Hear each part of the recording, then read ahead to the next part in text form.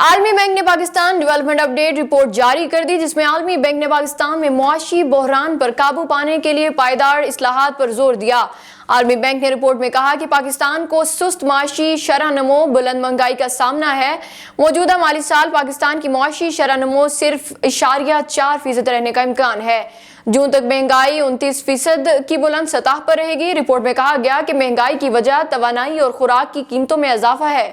سست معاشی سرگرمیوں کی وجہ سے اعتماد کا فقدان، درآمدات پر پابندیاں، سیلاب کی تباہی قرار دیا گیا اور کہا گیا کہ سخت مالی پالیسی تاخیر سے اختیار کی گئی۔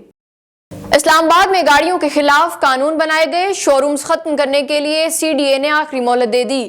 کاروباری مراکز کے خلاف قانون بنائے گئے، شو رومز ختم کرنے کے لیے 20 اپریل کی حتمی ڈیڈ لائن دے دی گئی۔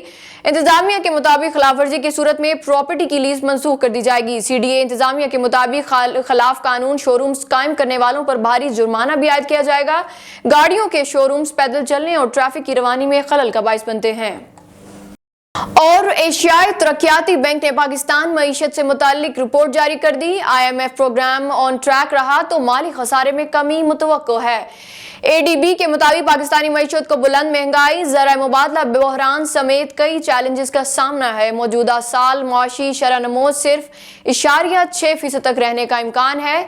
ایشیائی ترقیاتی بینک کی رپورٹ کے مطابق میکرو اکنامک اور سٹرکچرل اصلاحات کے ذریعے پاکستان باؤنس بیک کر سکتا ہے۔ I M F programme on track رہا تو مالی خسارے میں کمی متوقع ہے۔